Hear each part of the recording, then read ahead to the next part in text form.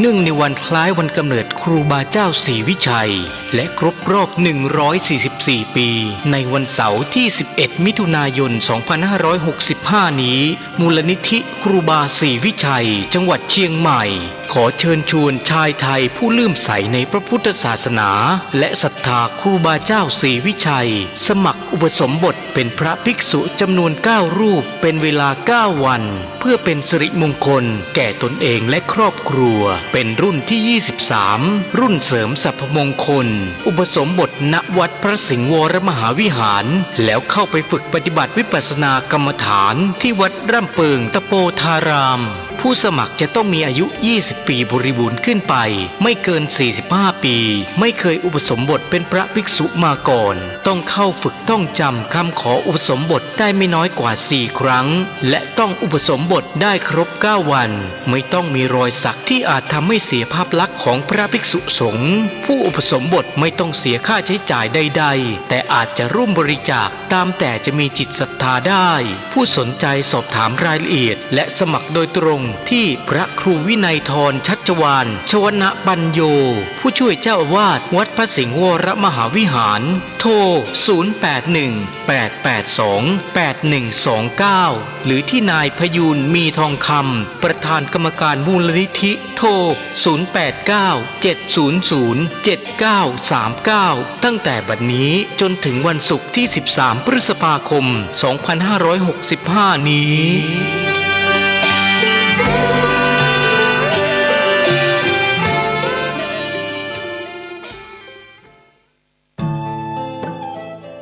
ท่านกำลังติดตามรับฟังสถานีวิทยุกระจายเสียงพระพุทธศาสนาแห่งชาติและสังคมคลื่นเพื่อการศึกษาพระพุทธศาสนาและวัฒนธรรมระบบ FM 104.5 เมกะเฮิรตซ์รายการต่อไปเป็นรายการเสียงธรรมจากสามเณรดำเนินรายการโดยสามเณรสมพงษ์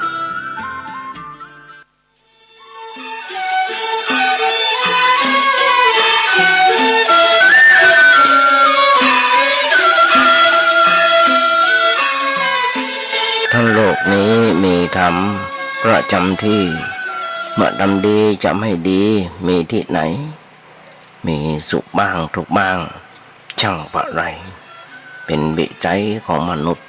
ปุถุชนขอกราบไหว้สาธุบาอาจารย์ทุกท่านขอเจริญพรศรัทธาญาติโยมผู้ใฝ่ในศีลในธรรมทั้งหลายมาแล้วมาแหมแล้วรายการเสียงธรรมจากเนนน้อยสังเรือจากวัดประแดงทั้งนี้ด้วยการนำคนพระครูโกสิทธิ์ปริยัติยาพรเจ้าวัดวัดประแดงเจ้าคณะตำบลสุเทพเขต 1เป็นประจำทุกวันพุธจาก 10 โมงจนถึง 11 โมงโดยประมาณมากับสามเณรสมพงษ์เป็นผู้ดำเนินรายการนั่งดำเนินรายการอยู่ที่วัดประแดงส่งเสียงมายังสถานีวิทยุ FM 104.5 ของวัดไฟหินซึ่งทางวัดไฟหิน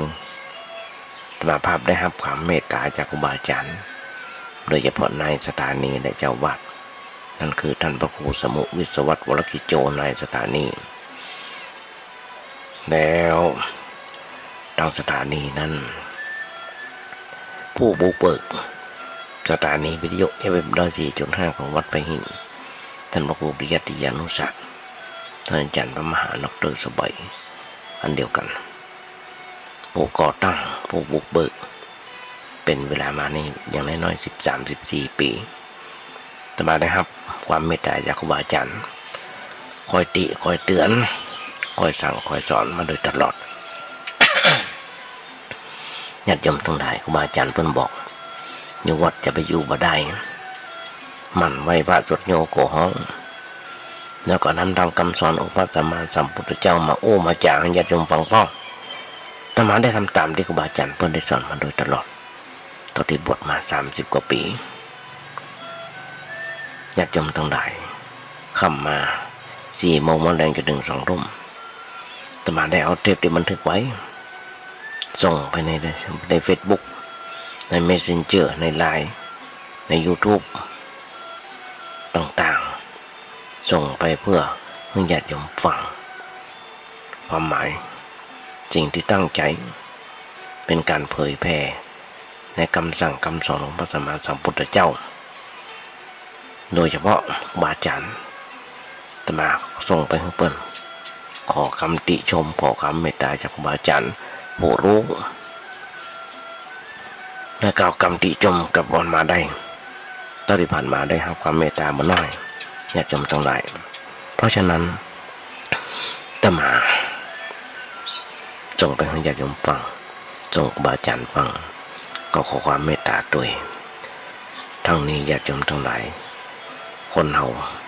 ปีหูสองเราหูหนึ่งว่าเก่าตักเตือนตีเตือนกันได้วันนั้นอู้ผิดวันนั้นอู้ถูก เวลาอย่างเงี้ยญาติโยมทั้งหลาย10 โมงไปเป็นเวลาที่กำลังเหมาะยุคนี้เป็นยุคโควิด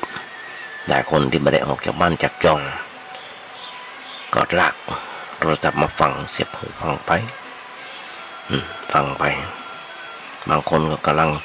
กวาดกระล่างกลางควงบางคนกำลังซักเสื้อซักผ้าบางคนก็ทำอาหารกันกินเพื่อเอาลูกหลานตันเต้าญาติโยมทั้งหลายอาตมาได้ขยายใจความในบทกลอนที่ว่าถ้าโลกนี้มีธรรมประจำที่เมื่อทำดีจะไม่ดีมีที่ไหนมีสุขบ้างทุกบ้างช่างอะไรเป็นวิสัยของมนุษย์ปุถุชนก็ขยายใจความให้ญาติโยมฟังได้ปีติดักญาติโยมทั้งหลายเพราะฉะนั้นวันนี้ก็จะขยายใจความให้ญาติโยมฟังได้ต่อไปครับมันประจบประเสียงโบราณประดึงบอกถ้าธรรมะไม่กลับมาโลกาจะวินาศทันได้ญาติโยมทั้งหลายว่ามันวินาศมากน้อยขนาดไหนทุกเมื่อเช้าวันเดือนปีเป็นเรื่องสมมติเอามาใส่เข้าไปกับโควงโคจรของดวงอาทิตย์ดวงจันทร์ปีนี้เดือนนี้เป็นเดือนเมษา ปีใหม่วันสงกรานต์เสร็จเรียบร้อยไปแล้วแต่ว่าสิ่งต่างๆที่ทิ้งไว้ยังความโศกเศร้ามองใจกับลูกหลานท่านเต้าญาติพี่น้องพ่อแม่มีมาน้อยเพราะฉะนั้นญาติโยมทั้งหลายความจริงสงกรานต์เป็นวันครอบครัวบางคนก็ยังไม่ได้ปิกไปทำงานเตื้อนอนอยู่ในโรงพยาบาลบางคนก็กำลังอยู่ที่วัดศาลาวัดมีมาน้อยญาติโยมทั้งหลายเพราะอย่างเพราะว่าไอ้ความที่หม่นกันสันเล่ากันเกินเหตุเกินผลเพราะฉะนั้นญาติโยมทั้งหลายอาตมาทุกวันนี้เป็นโลกธรรมความจริงปีใหม่มันกับปีมันเหมือนกันแปลกหน่อยไอ้ที่แปลกนั่นก็คือว่าเขาเล่นน้ำโหดน้ำกันมาได้เขาจะติดโรคโควิดมันก็จะมีอย่างจะแปลกกันอย่างเท่าไรก็ว่าไปแล้วอันอย่างที่เคยเป็นเคยอยู่ปีเก่ามันก็ยังอยู่กันต่อไปอย่างเช่นโรคภัยไข้เจ็บมันก็อยู่อย่างนั้นเพิ่มเติมคือโควิดใครมีโรคปีก่อนปีที่เก่าที่ผ่านมาก็ยังมีอยู่มันจะว่าสิ้นปีหรือว่าปีใหม่แล้วโรคมันจะหายจากเราไปใช่นี่สินเงินทองมันอย่างต่างๆของปีเก่ามันก็มีอยู่ความทุกข์ในทางใจของเขาปีเก่าก็ยังยกยอดมายกยอดมาในปีใหม่ต่อไปเปิ้นว่ายกยอดบัญชียกยอดบัญชีความทุกข์มาใส่ก็มาแฮมในปีใหม่ต่อไปแฮมหงจากจบหงจากสิ้นอันเนี้ยญาติโยมทั้งหลายเป็นเรื่องธรรมดาของชีวิตเพราะว่าชีวิตมันต้องมีชีวิตมันก็ต้องมีอย่างมีได้มีเสียมีสุขมีทุกข์มีสบายใจมีบ่สบายใจซึ่งในทางธรรมเปิ้นของมาโลกธรรมแปลว่าธรรมสำหรับเจ้าโลกเปิ้นแบ่งไว้เป็น2 ฝ่ายที่ชอบใจก็อย่างหนึ่ง ฝ่ายที่ชอบใจก็อย่างหนึ่งฝ่ายที่ไม่ชอบใจก็อย่างหนึ่งความสุขที่เกิดขึ้นในจิตใจของเราจะอาศัยอะไรก็ตามอาศัยวัตถุความสุขที่ได้ลาภความสุขที่ได้ยศได้ตำแหน่งเขาได้คำสรรเสริญเยินยอยังมีความสุขใจอันเนี้ยเป็นเรื่องฝ่ายดีฝ่ายพอใจถ้าเกิดบ่ได้ถ้าเกิดบ่ได้จะมีลาภมียศมีสรรเสริญมีความสุขเสมอไปก็บ่ได้จริงหลายๆสิ่งหลายๆอย่างมันเปลี่ยนแปลงเรื่องที่สำคัญญาติโยมทั้งหลายมันมีอะไรอย่างที่จะคงที่ถาวรอันอย่างทั้งหมดที่มีอยู่ในโลกเนี่ยมันเปลี่ยนอยู่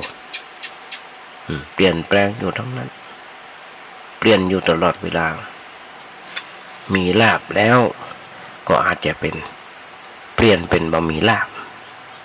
เมื่อลาภไปแล้วมียศเสื่อมลาภไปให้แล้ว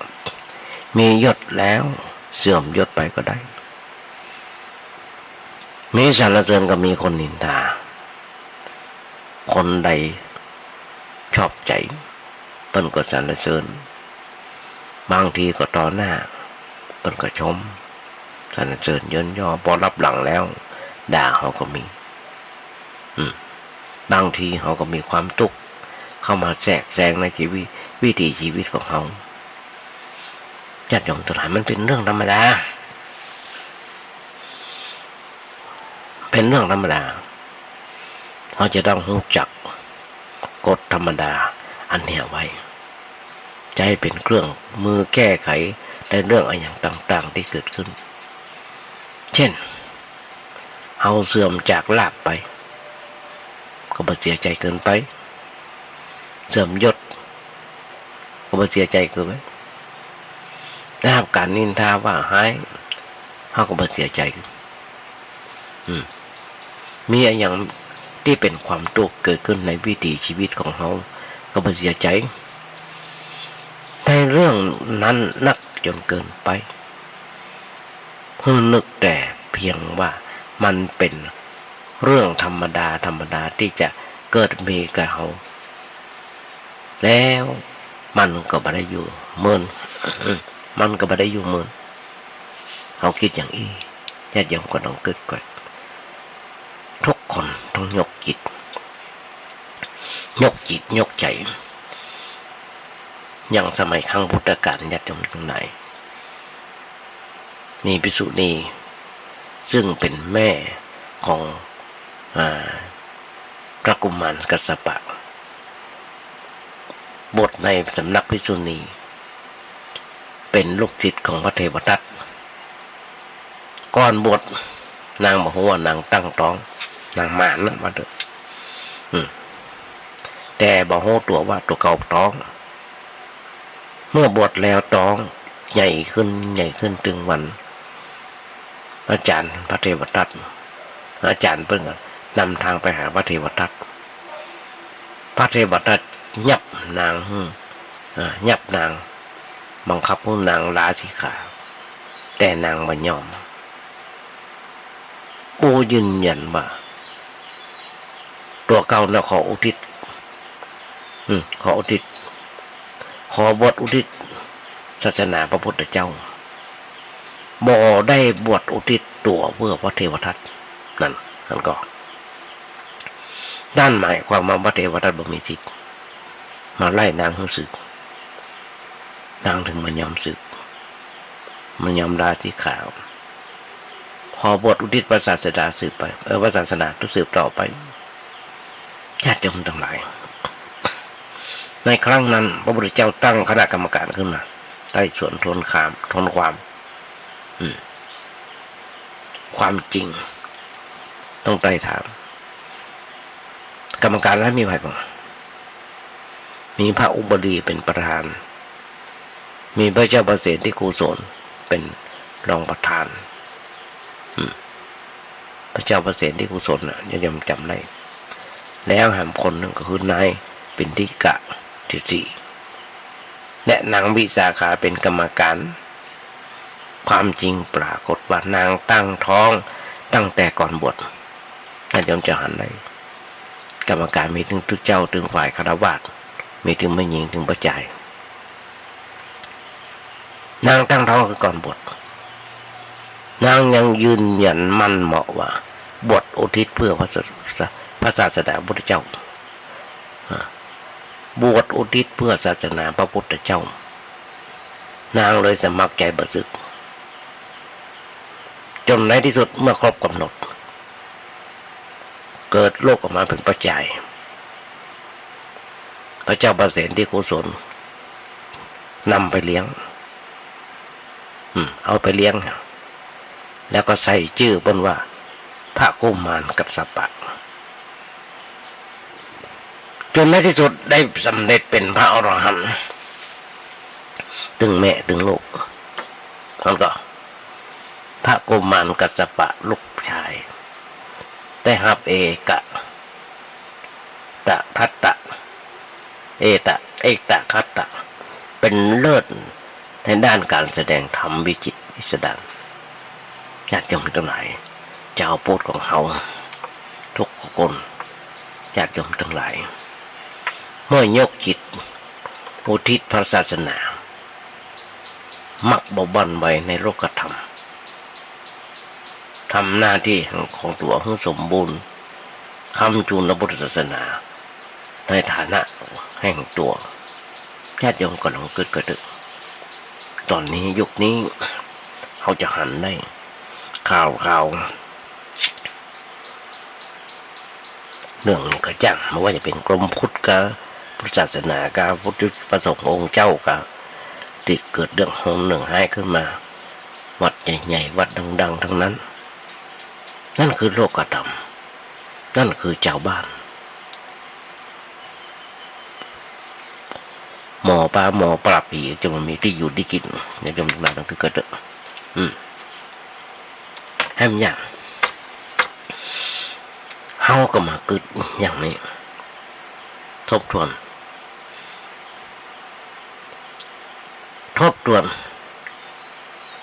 ะไรอย่างญาติโยมทั้งหลายว่าเฮาประสบทั้งได้ทั้งเสียทั้งสุขทั้งทุกข์ทั้งดีทั้งชั่วทั้งความเสื่อมความเจริญ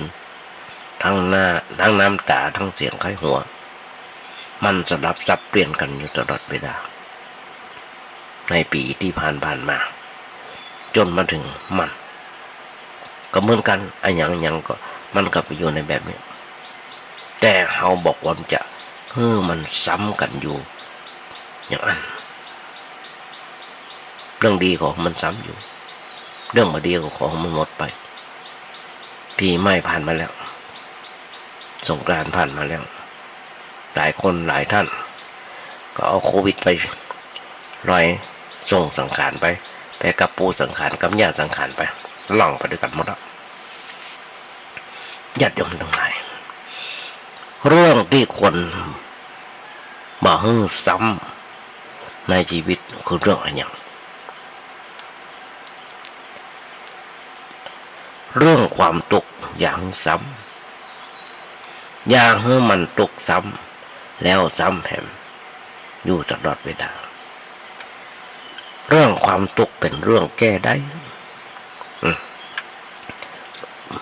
เรื่องความตกเป็นเรื่องแก้ได้มาแก้มาได้เช่นในรอบปีใหม่ที่ผ่านมาหรือว่าในรอบปีใหม่ที่เขาควรจะคิดว่าเขาควรจะอยู่อย่างใดถึงจะมีความสุขใจมีความสงบใจมันมีความวุ่นวายมันมีปัญหาเกิดขึ้นในใจเขาหลายสิ่งหลายอย่างการอยู่ที่จะบ่เป็นทุกข์ญาติโยมมันต้องอยู่อย่างภูมิประพฤติธรรมธรรมะไม่กลับมาโลกาจะวินาศอยู่อย่างประพฤติธรรมธรรมะอย่างเดียวเท่านั้นที่จะช่วยแก้ไขปัญหาชีวิต เพื่อเฮามีความก้าวหน้ามีความเป็นอยู่สะดวกสบายตามสมควรแก่ฐานะ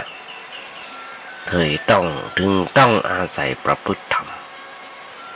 อาศัยการประพฤติธรรมการประพฤติธรรมเนี่ยเป็นสิ่งจำเป็นสำหรับชีวิตของเฮาแต่ละคนในบทเรียนที่ผ่านมาตั้งแต่น้อยจนถึงวันนี้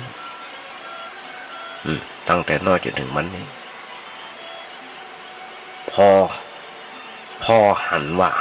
อันยังเป็นอันยังทีนี้เราก็ต้องหลีกเลี่ยงจากสิ่งเหล่านั้นมาสร้างบทเรียนซ้ำลงไปแบบเก่าที่เราเคยกระทำมาแล้วแต่เราจะต้องสร้างบทเรียนใหม่ๆสร้างชีวิตใหม่อย่าให้ประวัติศาสตร์มันซ้ำรอยอย่าให้ประวัติศาสตร์มันซ้ำรอยเดิมในเรื่องความทุกข์ความเดือดร้อนในชีวิตประจำวันอย่างเช่นกินเหล้าเมายาขับรถเว้ยติดยุกติดยาอย่างต่างๆเราก็ต้องหยุดเพราะมันสิ่งพวกนี้มันเกิดความทุกข์ที่นี่ความทุกข์ความเดือดร้อนที่มันเกิดเพราะอย่างเกิดเพราะอย่างเขาจะต้องศึกษาก่อนว่าทุกข์ที่มันเกิดที่ไหนอาตมาก็จะตอบแต่ญาติโยมตามหลักธรรมะไว้ว่าได้ว่าก็ที่ความคิดของเขานั่นเองเกิดในใจของเขาความสุขก็ไม่ได้มาจากไหนญาติโยมทั้งหลายเกิดขึ้นที่ในใจเกิดที่ในใจของเขาความสงบก็ไม่ได้อยู่ที่ไหนอยู่ที่ในใจของเขาไอ้อย่างที่มีอยู่เกิดขึ้นนั้นมันเกิดขึ้นในใจของเขาทั้งนั้นไม่ได้เกิดจากที่อื่นและทำอย่างอันอย่างที่เกิดขึ้นในวิถีชีวิตของเขานั้นเขาอย่านึกว่าอันอย่างจะมาช่วยดลบันดาลนะเขาเป็นอย่างนั้นเขาเป็นอย่างนี้ญาติโยมทั้งหลายหลายวันที่ผ่านมามีวัดหนึ่งต้นแปลงกล้องแปลงตู้บริจาคมีหลายตู้ที่มันสะกิดใจอาตมามันสะกิดใจอาตมาว่าตู้นั้นบริจาคตู้นั้นจะได้รับทรัพย์สมบัติของคนอื่นทำตู้นึงก็บอกว่าขอให้พ่อผัวแม่ผัวฮักทำตู้นึงก็บอกว่าขอให้รวยทำตู้นึงขอเฮียนเก่งทำตู้นึงขยันแต่มาจำบ่ได้ขอได้มรดกของคนอื่นญาติโยมทั้งหลายมันเป็นไปได้ครับเป็นกุศโลบายอย่างใด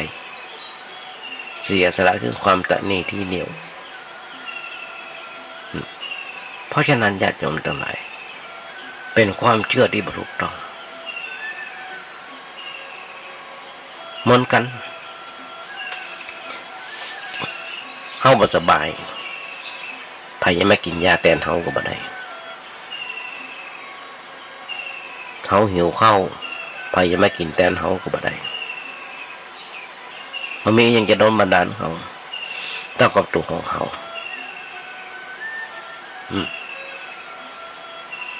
ตัวเขานั่นเองโดนบันดาลให้กับเขาอันนี้หลักพุทธศาสนาสอนอย่างนี้คำสอนว่าอันอย่างจะเกิดขึ้นก็ด้วยการกระทำของเขาเองเขาต้องการอะไรอย่างเขาต้องทำให้มันเกิดขึ้นความคิดความการอู้ด้วยการกระทำที่มันเกิดขึ้นอย่างนั้นญาติโยมทั้งหลายถ้ามาอยากมีความรู้อยากจะมีความรู้อยากจะประพฤติธรรมก็ฟังจากครูบาอาจารย์เปิ้ลขอความคิดหันจากครูบาอาจารย์เปิ้ลแม้กระทั่งเขาบอกเคยหันหน้าหันตาก็เขียนไปในเฟซบุ๊กเขียนไปในไลน์เปิ้ลได้ขอความเมตตาจากเปิ้ลก็ให้ความเมตตาเปิ้ลก็ให้ความสั่งสอน กับตัวธรรมภาพและนำสิ่งที่เพิ่นสอนนั้นมาประพฤติทำประพฤติต่อไปญาติโยมทั้งหลายทุกคนที่เป็นสิ่งที่ชั่วเนี่ยไผ่ต้องการพ้องความทุกข์เนี่ยไผ่ต้องการพ้องญาติโยมทั้งหลายไผ่บ่ต้องการถ้ามาสวดมนต์ทุกวันอย่างเช่นบทหนึ่งแต่ละบทวันจะเกินโดยทุกอย่างเช่นว่าวิปัสติปาติปหายาสัพพะสัมปติสิทธิยาสัพพะทุกขวินาศยาปริตังพุทธมังคลังวิปัสติปาติปหายาสัพพะสัมปติสิทธิยาสัพพะปยาวินาศยาปริตังพุทธมังคลังวิปัสติปาติปหายาสัพพะสัมปติสิทธิยาสัพพะโลกาวินาศยาปริตังพุทธมังคลังฮะเนาะญาติโยมทั้งหลายย่างมีทุกข์ขอทุกข์ภัยไข้เจ็บอย่างต่างๆเมื่อมาได้หายไปเป็นมงคลอย่างนี้นะญาติโยมลองคิดก่อนนะคนเฮานั้นจะอยู่กันได้ด้วยความเมตตาภัยเคยอธิษฐานเพื่อได้ความทุกข์ของญาติโยมลองคิดก่อนไม่ว่าจะไปกราบพระอย่างกันที่ไหนก็จังมาว่าจะไปกราบพระถึงป้นประเทศเป็นบ้านของมึงอย่างพม่าพระเจ้าทันใจกันนะบางคนดันด้นขึ้นดอยขึ้นเขาไปปูชาพญานาคสปะใครเคยอธิษฐานเพื่อได้ความทุกข์พ้องอย่างที่ตมาตู้บริจาคสาวตู้มีก่อนมีตู้ความทุกข์ก่อนมีเลยทั้งที่บ่เคยอธิษฐานความทุกข์มันเกิดขึ้นมันก็เกิดเพราะว่าเราไปทำให้เหตุมันเกิดทุกข์มันเริ่มความเกิดเหตุเกิดความทุกข์ไปหาเรื่องอย่างทุกข์ไปหาเรื่องกลุ้มใจญาติโยมทั้งหลายก็ลองคิดก่อนลองเมื่อกี้วันที่ผ่านมาแต่มาและย้ำเสมอและย้ำเสมอว่าคนเฮานั้นยันจีปีใหม่ไปทำการทำงานต่างจังหวัดปิกเข้ามาบ้านมาจองแทนที่จะแทนที่จะเรื่องดูปูเสือทำกับข้าวกับปลากินกันโลกินกันลงทรงกันปอตามแนวครอบครัวของเขาตามพี่ตามน้องของเขาดัชะเข้าดำหัวคนเฒ่าคนแก่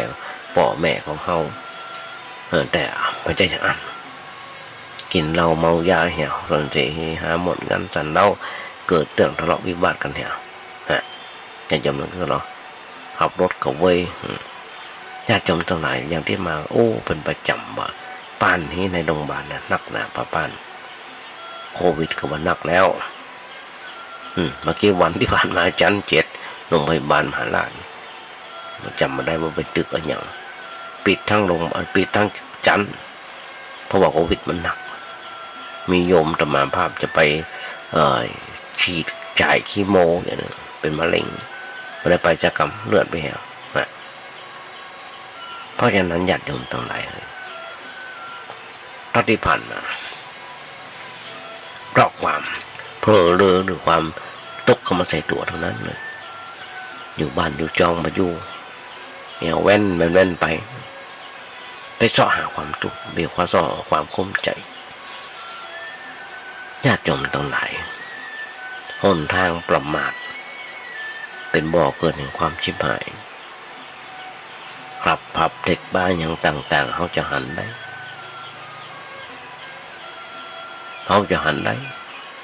นั่นคือเขาไปหาความทุกข์ไปหาความทุกข์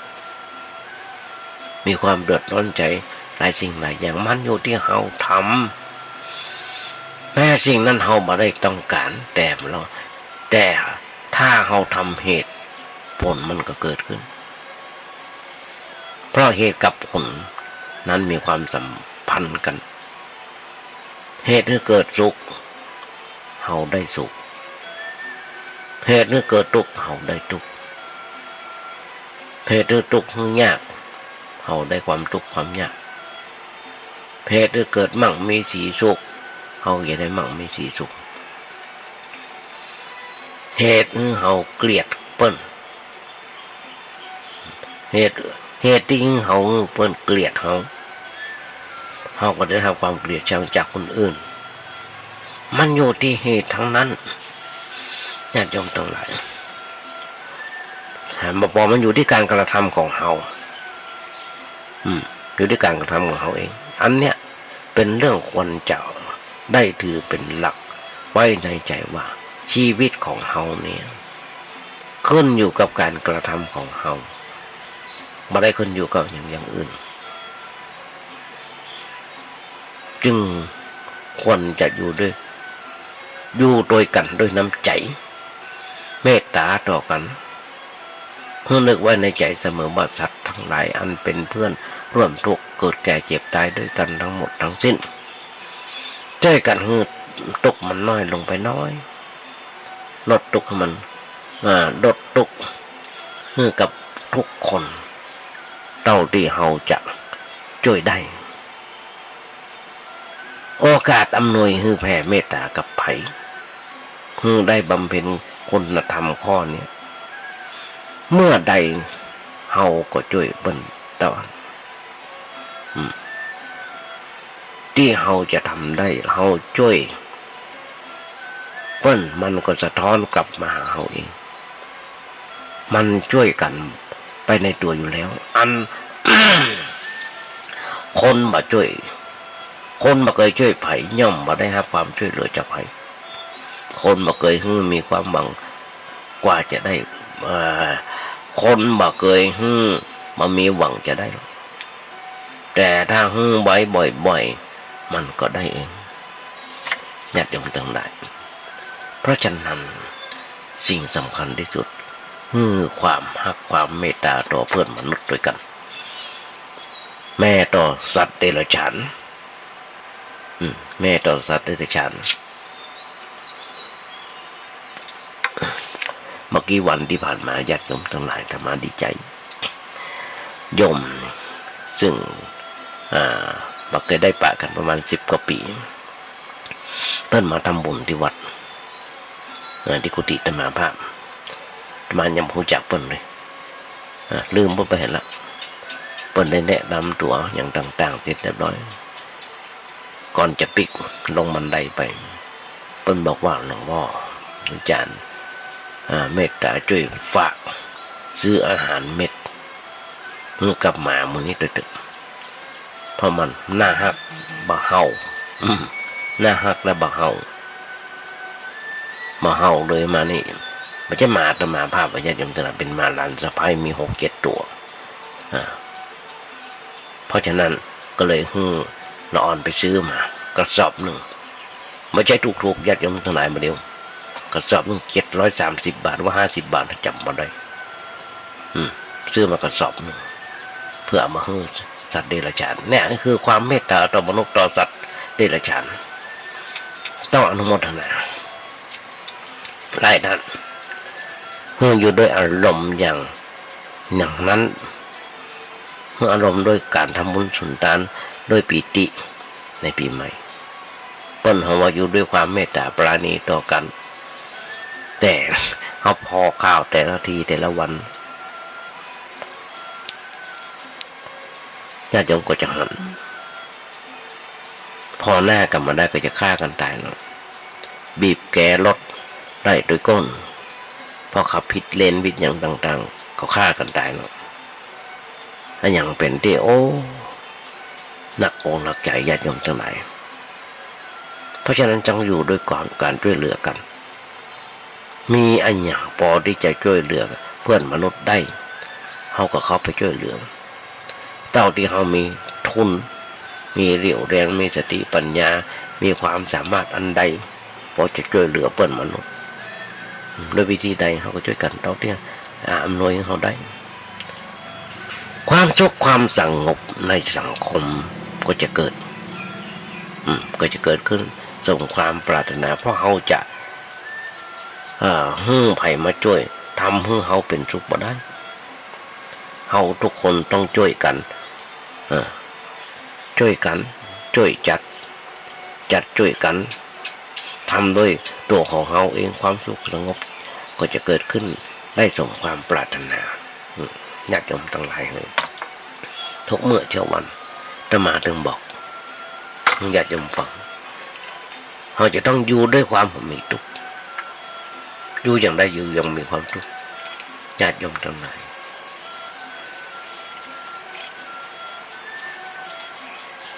อันคนที่หลงไหลมัวเมาในความสุขประเภทวัตถุเช่นนั้นย่อมทำให้มีอะไรอย่างบังคับจิตใจเพราะบ่ชอบการบังคับบ่ชอบการคืนใจแต่เป็นการชอบการตามใจตัวเก่าอยากทุกเวลาตัวอยากจะไปไหนจะทำอันยังอยากจะกินจะดื่มอันยังก็เกิดทำตามใจชอบญาติโยมก็ต้องคิดก่อยปน โอ้ฟังมันต้องโอ้ฟังญาติโยมก็จะหันได้เยี่ยมต่ำในทีวีอยู่อย่างเดียวเนี่ยญาติโยมก็จะหันได้ข่าวต่างๆโอ้ยเป็นที่น่าสังเวชสังเกตสังกาอินดูเพราะฉะนั้นความสม่ำเสม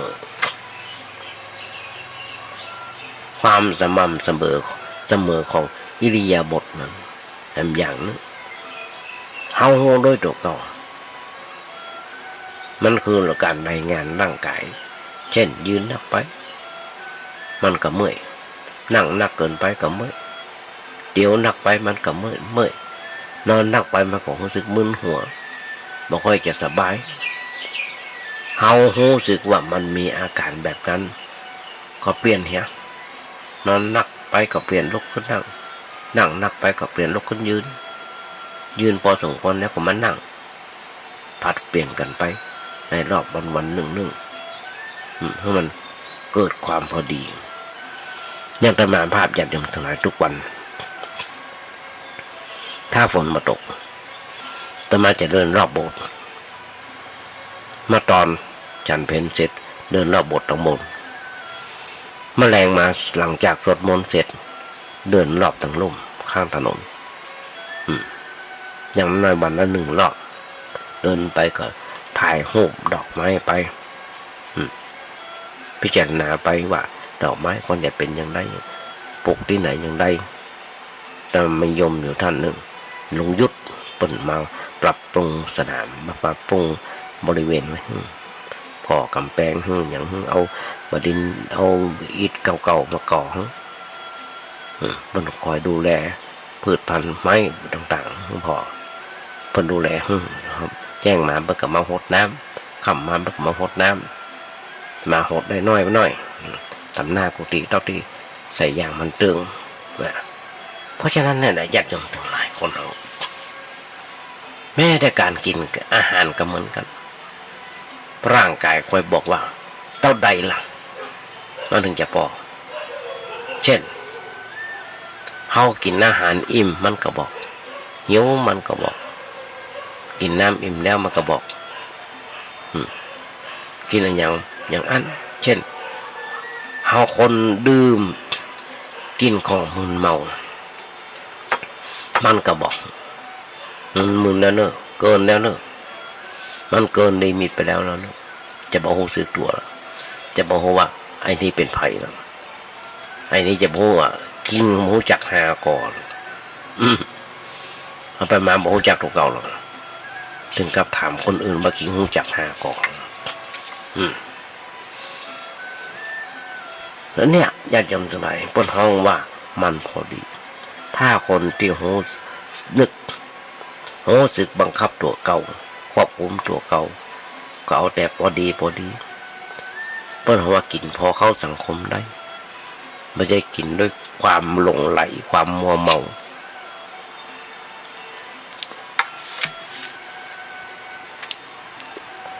เลยเป็นเรื่องที่ควรจะพอ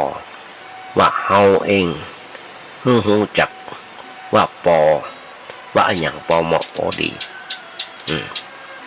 อันอย่างพอเหมาะพอดีซึ่งการเป็นอยู่ในชีวิตประจำวันของเฮาต้องวัดด้วยตัวเก่าวัดด้วยตัวเฮาเอง เช่นว่ากินอย่างใดอยู่อย่างใดทำอันอย่างใดมันเกิดความบ่สบายขึ้นเขาก็จดจำไว้ในชีวิตของเขาว่าอย่างนี้มันเกินไปแล้วเขาก็ต้องคอยควบคุมเพื่อเกิดความพอดีขึ้นในร่างกายก็อยู่ด้วยความด้วยสภาพปกติ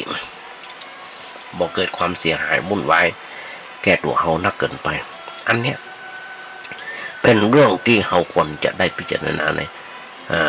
ต่อไปครับซึ่งเป็นปีใหม่ทีนี้ในรอบปีต่อไป2565จนถึง2566หรือว่าต่อไปเขาควรจะทำอย่างไรควรจะทำไว้ในใจโดยแยบคายโดยวิธีใดเป็นเรื่องที่ต้องวางแผนให้เหมือนกันนะวางแผนในปีต่อไปว่าเราควรจะอยู่อย่างไรเราควรจะอยู่อย่างไรความคิดความหันการเป็นอยู่ในชีวิตประจำวัน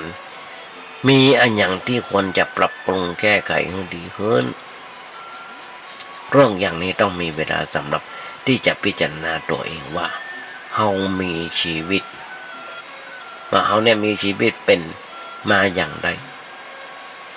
มีอันอย่างบกพร่องมีอันอย่างที่มันขาดไปมีอันอย่างที่มันเกินไปมีอันอย่างที่ควรจะได้ปรับปรุงแก้ไขเพื่อให้หลายสิ่งหลายอย่างมันเกิดความเห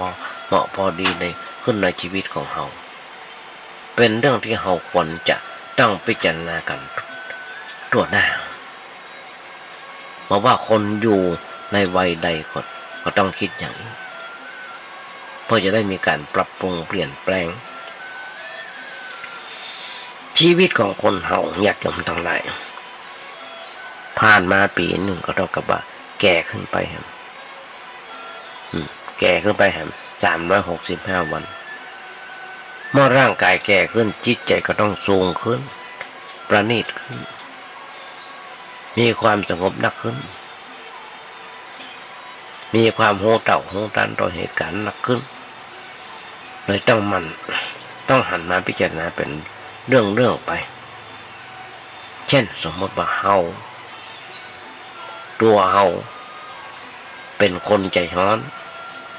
อันอย่างมากระทบนิดกระทบหน่อยมันก็ฮ้อนขึ้นมาทันทีพายจำโอจะทำอันอย่างมาเป็นที่ถูกใจ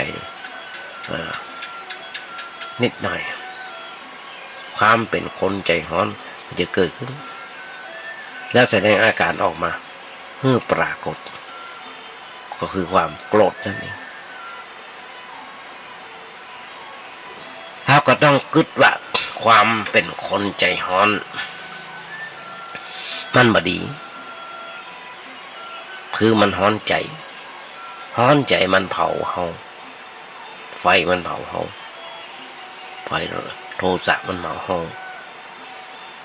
เฮาไปดังตัวเหี่ยวแห้งช้ำรุดสุดโทรมไปอย่านึกว่าความใจร้อนหรือความโกรธนั้นบ่เป็นอันตราย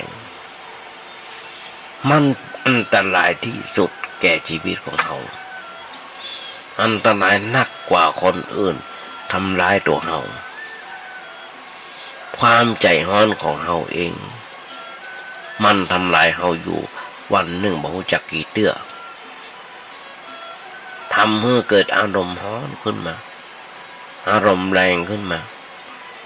แล้วให้เกิดความโกรธความเกลียดแล้วก็อู้ออกไปเป็นกำหยาบปึงปังผงผางบ่อยๆนี่แหละการทำลายตัวเก่าคนเฮาที่มีใจฮ้อนอันนี้บ่สบายจิตใจบ่สงบเป็นการอยู่บ่เรียบร้อยถ้าอยู่2 คน 3 คนที่เพิ่นอยู่ด้วยเฮา เปิ้นก็มีความสบายใจเลย มีความเป็นทุกข์แล้ว เลยเป็นทุกข์ทั้งผู้ร้อนและผู้ที่ใกล้อยู่ใกล้เคียงทำเมื่อเกิดความเสียหายแก่บุคคลผู้นั้นหลายอันหลายอย่างเพราะฉะนั้นคนพิจารณาถ้าหันมาเฮาเป็นคนใจร้อนมักขี้โคตรเป็นคนชอบโมโหมิ่งมักแสดงอาการออกไปอย่างรวดเร็วก็คนจะได้วางแผนว่าญาติโยมตรงไหนปีใหม่ปีนี้ปี2565จะเป็นคนใจเย็นจะควบคุมตัวเก่าไว้ให้ได้ไม่บอกเมื่อเกิดความรุนแรงขึ้นมาเพราะถ้าเกิดอารมณ์รุนแรงขึ้นแบบใดอย่างใดเป็นเรื่องน่าละอายน่าขายหน้าแล้วก็โอ้กับตัวเก่าบ่อยๆอย่างน้อยๆทำเครื่องหมายอย่างไว้หน้าบ้านไว้ในบ้านยันหน้าบ้านเป็นเรื่องที่เฉพาะตัวเองพอหันเมื่อใดพอหันเครื่องหมายนั้นเมื่อใดก็รู้ว่าเป็นเครื่องเตือนใจของเราเป็นคนใจสงบมีใจเยือกเย็นบ่วูบวามญาติโยมทั้งหลายในห้องธรรมาภาคจะมีกิโลหรือว่าตาจังแบบโบราณห้อยห้อยข้างฝาอยู่จะมาซื้อไว้เหมือน300ครับไป10 กว่าปีแล้วสัก20 ปีได้ละกันเอาห้อยไว้ข้างหัวข้างฝาเมื่อจะมาห้อยไว้ตรงนอกยังมีเวลามาคึดตัวเก่าเราสังเกตพายิงใหญ่อย่างไรก็จังหัวมันเขาบ่เดือดร้อนกับพอละเพราะฉะนั้นญาติโยมเราจะต้องอยู่อย่างคนใจเย็นอยู่อย่างคนมีจิตใจสงบสิ่งใดที่มันเคยแสดงมาแต่ก่อนในรอบปีที่ผ่านมาเราถือว่าเป็นเรื่องบดีเป็นเรื่องของความเผลอหรือความประมาทขาดความระมัดระวังต่อไปนี้เราจะปะหื้มเป็นแบบนั้นแห่งต่อไปคอยท่าควบคุมตัวเก่าบอกตัวเก่าทุกวันตื่นเจ้าขึ้นมาก็ต้องบอกตัวเก่าว่าเราต้องอยู่อย่างคนสงบอยู่อย่างคนใจเย็นจะบ่มีอาการเร่าร้อนบ่มีความรุนแรงเกิดขึ้นในใจอย่างเนี้ยเราก็สบายใจว่าอย่างมันเกิดขึ้นเราจะวางแผนต่อสู้กับอารมณ์ประเภทต่างๆที่ทำให้เกิดความร้อนรนกระวนกระวายใจเราจะอยู่อย่างผู้มีความสงบมีความเยือกเย็นพอเป็นพิษเป็นภัยกับไปเพราะอย่างเพราะจิตใจของเรามันสงบญาติโยมทั้งหลายคนเฮานั้นอย่างที่เคยบอกมันสร้างความทุกข์ให้กับตัวเก่าหลายสิ่งหลายอย่างมันสร้างความทุกข์ให้กับตัวเก่าแต่ถ้าหากว่าเราได้นำเรื่องต่างๆที่เกิดขึ้นในวิถีชีวิตของเรามาพิจารณาไปเป็นเรื่องไปเราก็จะเข้าใจเรื่องนั้นได้ถูกต้องนักขึ้นแล้วได้ปัญญานักขึ้นเพราะฉะนั้นพระพุทธเจ้าเป็นสอนให้เราอยู่ด้วยปัญญานั่นหมายความว่าพิจารณาสิ่งหลายอย่างทุกอย่างทุกสิ่งทุกอย่างเพื่อเกิดที่มันเกิดขึ้นในชีวิตของเราบอกว่าจะเป็นเรื่องได้เรื่องเสียเรื่องความสุขความทุกข์เรื่องความเสื่อมความเจริญที่เกิดขึ้นในวิถีชีวิตของเราแล้วเราก็ต้องนำเรื่องนั้นไปพิจารณาไตร่ตรองเพื่อรู้ชัดหันชัดในเรื่องนั้นตามสภาพที่มันเป็นอยู่จริงๆเพราะฉะนั้นการรู้ชัดตามสภาพที่มันเป็นอยู่นั่นแหละจะทำให้เราคลายปัญหาได้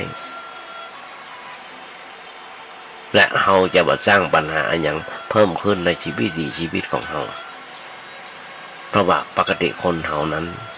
มักชอบสร้างปัญหาทำปัญหาให้เกิดขึ้นในวิถีชีวิต หลายสิ่งหลายอย่างเพราะความบ่ฮู้บ่เข้าใจบางทีปัญหาเหล่านั้นมันซ้ำแล้วซ้ำแหมซ้ำไปอยู่เรื่อยๆมูจักจบมูจักสิ้นนั่นเพราะว่าเฮาบ่ได้พิจารณาในเรื่องนั้นๆบ่เอาเรื่องนั้นมาเป็นบทเรียนเป็นเครื่องสอนใจโดยสร้างปัญหาซ้ำแล้วซ้ำแหมอย่างตมาซ้ำเนี่ยยังไม่ได้นะถ้าไปพ่อข่าวคราวต่างๆก็จะหันว่ามีคอเซ็นเตอร์เปิ้นโทรมาเราไปกู้หนี้ยืมสินโทรมาทวงโทรมาบอกกันอย่างต่างๆเป็นเล่ห์เหลี่ยมของเปิ้นแม้กระทั่งเอาตำรวจมามาขู่สร้างเป็นทีมงานขึ้นมาอย่างต่างๆก็เสียหายมาหน่อยอย่างเล่นแชร์3 โมง4 วงเสียหายแกเป็นหลายๆร้อยล้านหันกันอยู่อยากจมทั้งหลายก็ยังทำกันอยู่เพราะอย่างเพราะเอาไปไว้ใจคนที่ใกล้ชิดของเขาไว้ใจก็เลยไปลงทุนลงหุ้นกับเปิ้นก็เลยเสียหายญาติโยมทั้งหลายเปรียบเสมือนคนโคตรแล้วโคตรแถมเกลียดแล้วเกลียดแถมพยาบาทแล้วพยาบาทแถมไปเลยบ่ฮู้จักจบบ่ฮู้จักสิ้นกันเนี่ยเดียวก็เพราะว่าบ่ได้นำมาพิจารณาว่าทำไมเอาถึงได้โคตรทำไมเอาถึงได้เกลียดชังทำไมเอาถึงได้พยาบาทในบุคคลนั้นในวัตถุนั้นแล้วมาพิจารณาว่าในเวลาเฮาโคตรนั้นสภาพจิตใจของมันเป็นอย่างไร สภาพจิตใจของมันเป็นอย่างไรมีความร้อนหรือว่ามีความเย็นอย่างไรเวลาเฮาเกลียดสภาพจิตใจเป็นอย่างไรเฮาบ่ได้นำมาพิจารณาไตร่ตรองเพื่อเอาหูชัดหันชัดในเรื่องนั้นตามสภาพที่มันเป็นอยู่จริงๆก็เลยเผลอไปประมาทไปประมาทไปนำสิ่งนั้นไปบ่อยทำสิ่งนั้นบ่อยๆจนเป็นเหตุให้เกิดความทุกข์บ่ฮู้จักจบบ่ฮู้จักสิ้นอันเป็นกรรมที่เพิ่นฮ้องกันมาบ่ฮู้จักคิดบ่ฮู้จักละบ่ฮู้จักหัวต่อสิ่งนั้นเหล่านั้นเพราะว่าเฮาบ่ได้นำมาพิจารณาอันเนี้ยเพิ่นฮ้องว่าบ่ได้ปฏิบัติธรรมะนั่นเองแต่มาก็ถึงย้ำเหมือนกันว่าถ้าธรรมะไม่กลับมาโลกาจะวินาศธรรมะคือธรรมชาติการปฏิบัติธรรมะก็ต้องใช้ปัญญาพิจารณาไตร่ตรองในเรื่องอะไรอย่างต่างๆที่มันเกิดขึ้นในวิถีชีวิตของเราอยู่บ่อยๆแม้เรื่องนั้นจะผ่านพ้นไปแล้วเขาก็นำมาพิจารณาด้วยปัญญาได้การนำอะไรอย่างที่ผ่านพ้นไปแล้วมาพิจารณาด้วยปัญญานั้นมาเป็นเรื่องเสียหายแต่ถ้าเรานำมาพิจารณาด้วยความเขาคือบ่ได้พิจารณานำมานั่งคิดนั่งนึกกลุ้มอกกลุ้มใจมีความวิตกกังวลด้วยปัญหาต่างๆซึ่งมักจะเกิดขึ้นในจิตใจของเราอยู่บ่อยๆญาติโยมหุ้นส่วนธรรมทุกๆคนคงจะเป็นอย่างนั้นเช่นมีความเสียใจบ่รู้จักจบมีความโกรธบ่รู้จักจบมีความเกลียดอันหยังในเรื่องของภัยบ่รู้จักจบบ่รู้จักสิ้นอย่างนี้เพิ่นฮ้องว่าเฮาบ่ได้มาพิจารณาเฮาบ่ได้พิจารณา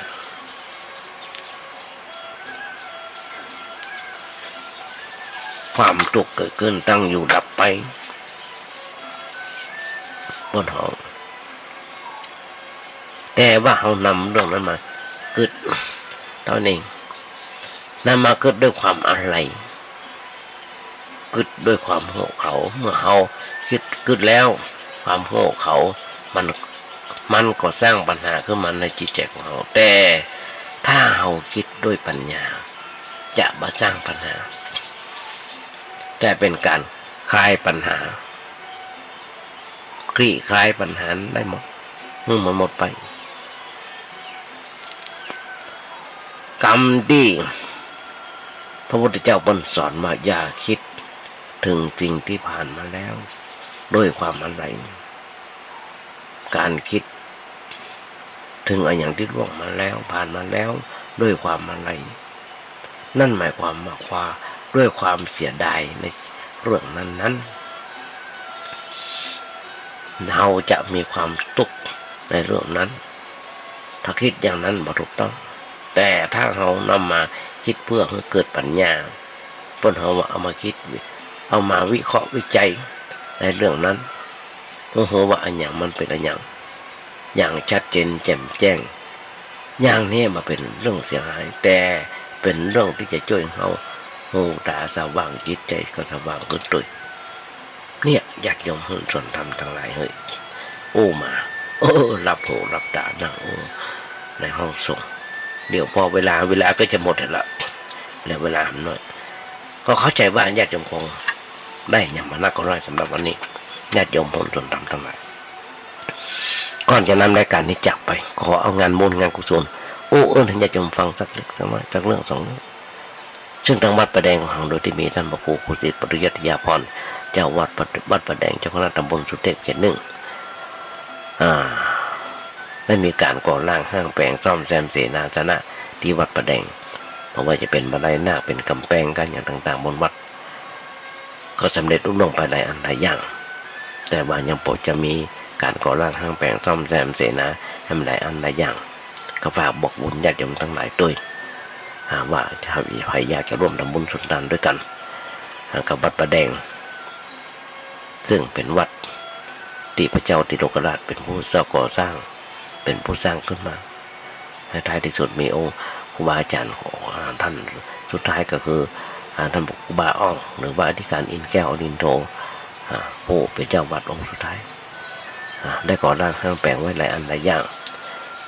มีท่านพระครูครูศิษย์มาเพิ่มเติมเสริมแต่งให้มันงามมันดีขึ้นมาแหม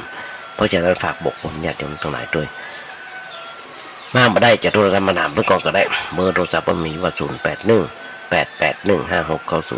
0818815690ญาติโยมทั้งหลายสมาภาพกลับของพวกคุณในน้ำจิตน้ำใจของครูบาอาจารย์โดยเฉพาะท่านพระครูสมุวิศววรกิจโจนายสถานีพร้อมดังท่านพระครูปริยัติยานุศาสตร์ที่เมตตาธรรมภาพได้มีโอกาสได้ฝึกได้หัดต่อที่ผ่านมาและต่อไปแฮมเพราะฉะนั้นญาติโยมทั้งหลายขออนุโมทนากับญาติโยมและครูบาอาจารย์ที่คอยติคอยเตือนคอยสั่งคอยสอนเน้นน้อยตัวนี้เพราะฉะนั้นฝากบอกบุญญาติโยมทั้งหลายโดยท้ายรายการวันนี้ญาติโยมทั้งหลายวางใจเป็นอย่างยิ่งว่าวันนี้ที่ไปคงได้อย่างมานักก็น้อยวางใจเป็นอย่างยิ่งวันนี้อาจจะเป็นวันครบรอบวันเกิดของไปคนใดคนหนึ่งขออำนวยพรสลายญาติโยมทั้งหลายขอมีความสุขมีความเจริญคิดสิ่งหนึ่งและส่งความมุ่งมั่นปรารถนาขอญาติโยมอย่าเจ็บอย่าไข้กันเลยขอเจริญพร